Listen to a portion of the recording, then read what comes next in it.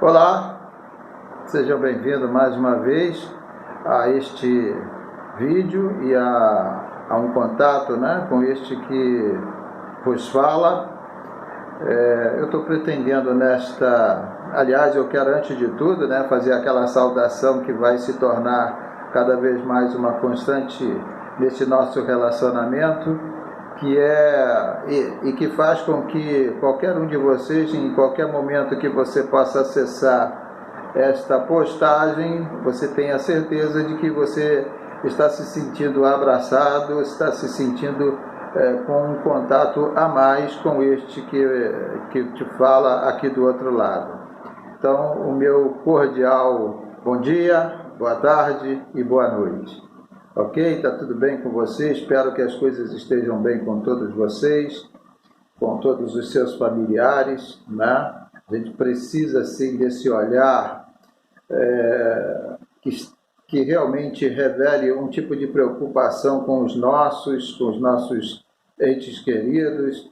E eu estou aqui externando do fundo do meu coração o desejo de que a bênção de Deus, a sua palavra e a sua misericórdia esteja cobrindo toda a tua vida, toda a sua família, porque, afinal de contas, essa é a função de todo ministro do Evangelho, de todo aquele que prega a palavra de Deus e que, acima de tudo, não apenas prega, mas foi chamado por Deus para abençoar o seu povo. Então, que Deus possa abençoá-lo ricamente neste dia e principalmente durante este nosso contato. Eu queria eu tenho sempre como tendência a pegar alguma coisa do presente e que estabeleça algum tipo de relação com aquilo que a gente tem do passado, com toda a tradição, Eu vou chamar de tradição, eu sei que alguns, eu estou sempre insistindo em dizer que sou um pastor batista, dentro de uma tradição protestante específica, mas eu estou sempre falando de tradição e alguém pode dizer assim, mas esse cara parece até católico, ou alguém ligado mais a esse protestantismo quase catolicista, porque tem alguém que fala que o luteranismo é quase um catolicismo, Mas eu estou querendo chamar a atenção de vocês com relação a algumas situações ou questões que surgem. E eu, por exemplo, eu tenho algumas ferramentas sociais, isso não poderia... hoje em dia está muito difícil você não fazer uso de uma dessas ferramentas de mídias sociais.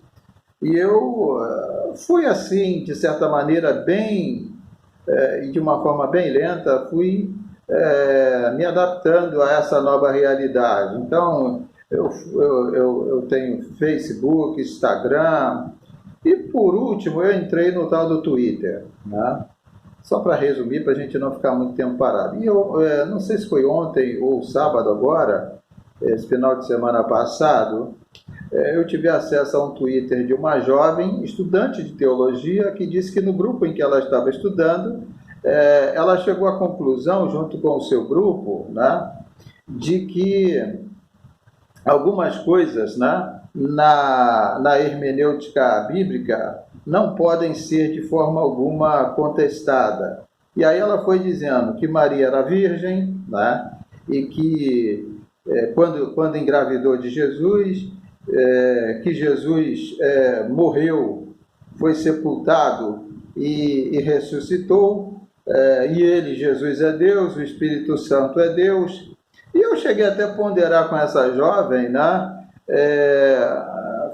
alertando ela de que o que ela estava simplesmente falando ou reproduzindo, aquilo já tinha tido vez na história, Aquilo tinha tido vez na história logo no início da era cristã, naqueles primeiros concílios, Os concílios universais, tanto o concílio de Nicéia e os demais que vieram a seguir, e que redundou, Você tem ali a tradição dos credos, o credo niceno, que fala dessa divindade de Jesus, da sua pré-existência, antes de todas essas coisas criadas, ele já estava lá junto do Pai na criação, E não apenas isso, né? Mas você pega, por exemplo, o credo apostólico, ele vai falar que Jesus foi nascido da Virgem, morto sob Pôncio Pilatos, né? Ressurgiu ao terceiro dia, subiu ao céu, de onde vem a julgar os vivos e os mortos, enfim, essa tradição credal, né, do credo, e aí o que me chama a atenção, né, eu ponderei isso, tudo isso com essa jovem, né, e aí o que me chama a atenção é que não há ninguém é capaz de estabelecer uma relação direta entre aquilo e tudo aquilo que ela estava falando no Twitter realmente tem força de verdade. Mas aí eu fui falando dessa tradição do credo, que isso já lá no início, a igreja, e fiz questão de acentuar até um outro detalhe em tudo isso, que você, né, se você pegar textos de Paul Tillich, por exemplo, você vai ver que Paul Tillich é um grande pensador e um grande teólogo, né? Ele vai chegar e vai falar dessa questão do credo, da tradição dos credos, e uma das qualidades que ele aponta no credo é que é uma afirmação, declaração concisa, né, de verdades,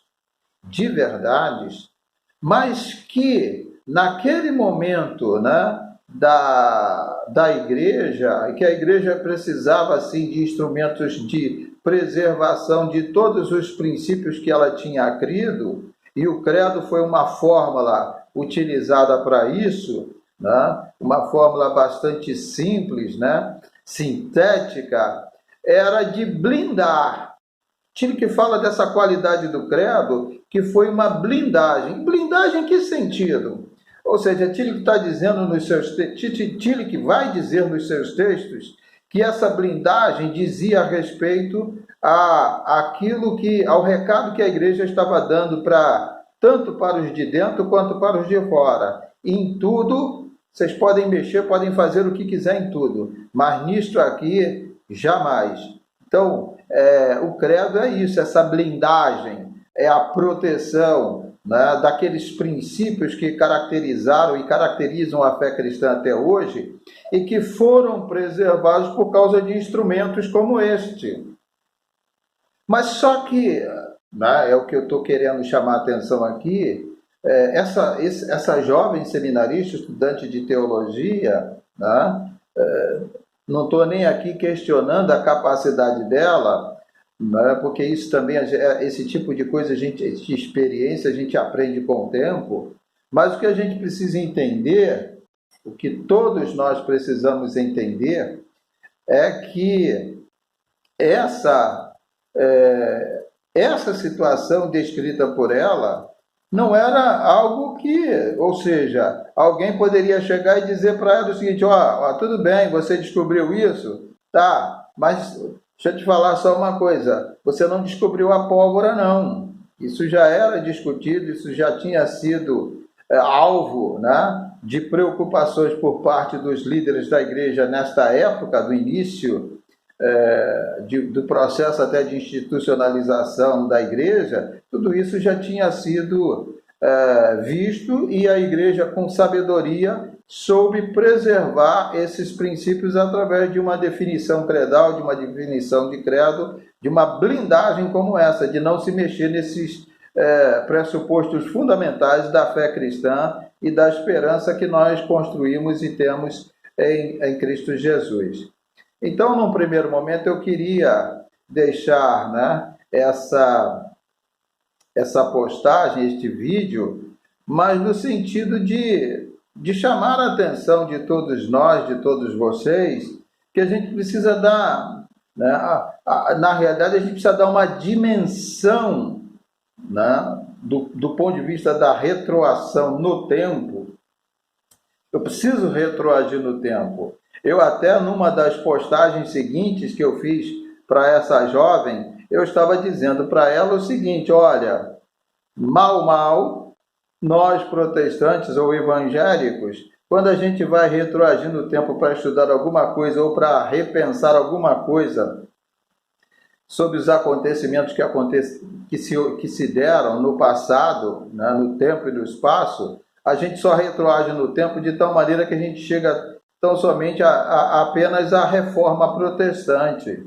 A gente precisa ter a capacidade de retroagir mais no tempo para a gente querer, para que possamos entender, de certa forma, o momento atual em que nós nos encontramos e conhecendo esse lado da história, né? Conhecendo essa parte da história que protestantes e evangélicos não dão tanto valor do ponto de vista da história da igreja, da história da fé cristã, a história do pensamento cristão, a gente consiga, a partir desses pressupostos, né, a gente consiga visibilizar ou projetar alguma coisa para frente. Senão a gente fica andando em círculo. Senão nós começamos a andar como se fôssemos cegos. Não sabemos efetivamente em que direção nós estamos indo, até porque nós não temos fincado nossas raízes objetivamente em nada. Então tem que haver uma preocupação nossa com relação a essa questão histórica, né? E a esse repensar da nossa existência histórica, enquanto aqueles que professam uma fé e que dizemos, batemos no nosso peito, professamos uma fé genuinamente em Cristo, né? Mas o que os outros, os nossos antepassados, aqueles que vieram antes de nós, que também professaram uma fé genuinamente em Cristo, o que eles pensavam que eles produziram de textos, o que eles produziram, né, de hermenêuticas, né, acerca desse cristianismo, desses ensinamentos pautados na palavra de Deus e principalmente na palavra de Cristo, como é que essas pessoas pensaram e repensaram no passado. Eu acho que isso é que está, de alguma maneira, atrapalhando até mesmo a nossa formação teológica. E a gente precisa tomar muito cuidado em relação a isso. Já já eu volto para trazer uma nova postagem de vídeo. Eu espero que este aqui tenha sido, de certa forma, bastante abençoador na sua vida. Grande abraço, Deus abençoe.